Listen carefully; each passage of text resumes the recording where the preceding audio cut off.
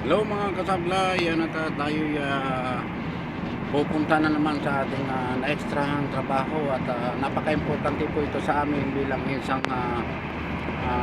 nakatambay na wala ng income, no? Napaka-importante po sa amin na napakahalaga sa amin yung magkaroon kami ng extra income kasi talagang matagal na rin kami nagtambay at ilang buwan na rin tayong talagang walang trabaho, kaya yan tayo ay ano muna, magpasalamat tayo at kahit paano nagkakaroon tayo ng paunti-unting panggastos sa atin sa pang-araw-araw natin, mga bili natin ng mga pagkain yan, kaya blessing na masasabi talaga to.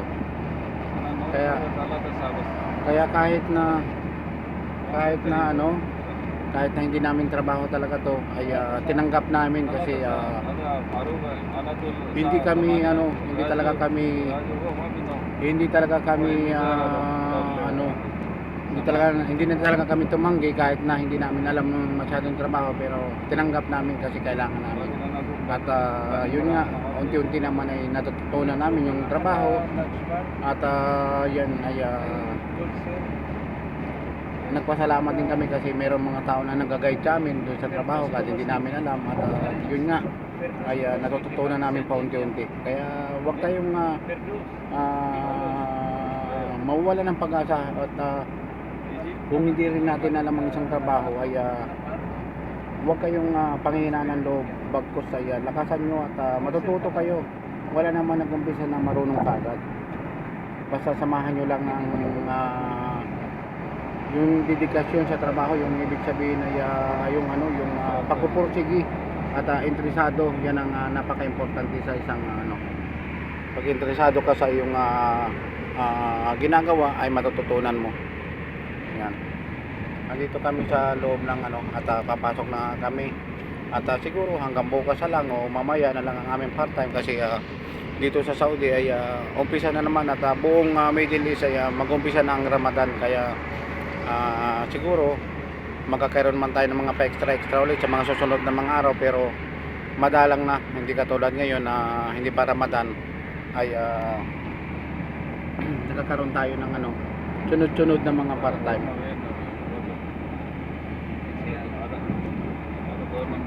Samahan nyo lamang po kami at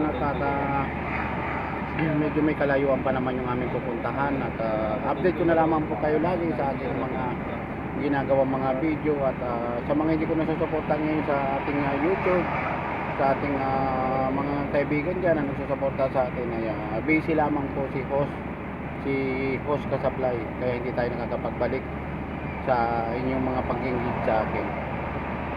Dala ng pangangailangan, kaya minsan nakakalimutan na rin natin ang ating sarili at hindi na natin nabibigyan ng pagpapahalaga talaga, gawa ng ang inisip na lang natin lagi ay magkaroon tayo ng income para may padala tayo sa Pilipinas kahit paano. At yan nga, sa aming pag-extra ay nagkaroon ako ng nakapagpadala ako kahit pambayad ng kuryente at tubig, ay kabawasan na rin yun sa kanilang isipin sa buwan-buwan na dumarating. Kaya salamat sa ating pag-part-time at nagkaroon tayo ng pambayad na ng kuryente. Hindi na isipin ng ating mga mahal sa buhay kung saan sila kukuha nun, kasi ilang buwan na rin kami hindi nakakapagpadala at ilang buwan na rin tayong tambay dito sa Saudi, no? Inaantay na lamang po namin ang aming mga benefits para sa aming pag-uwi at habang tayo po nag-aantay naman ay yan at nagkaroon tayo nga ng extra trabaho at maraming salamat sa mga taong nandyan para sa pagbibigay niya ng ating sa trabaho sa amin, no?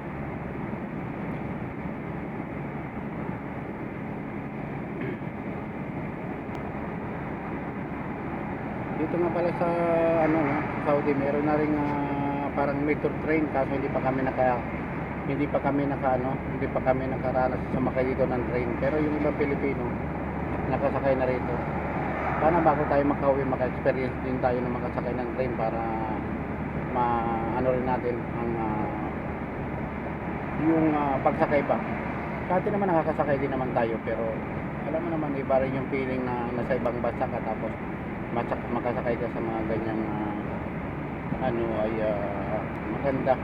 Parang ano mo na rin yun, ah, experience, magkaroon ka ng experience na makasakay. Isang souvenir mo na rin yun, isang alaala, no?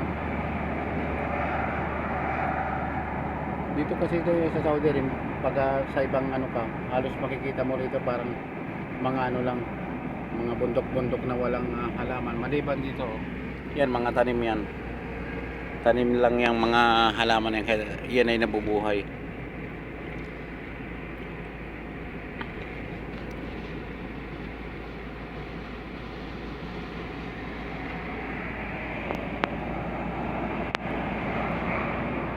May isang oras pa tayong biyahe kasi medyo malayo yon. Kaya nga kami lagi ay inaagahan namin yung ano, pag-alis para kahit tayo na lang maghintay doon ng kaunting minuto o oras ay at least nandun na tayo sa location. Hindi na tayo gagahol-gahol pa sa mga oras pagdating ng ano. Tayo na lang mag-aantay doon.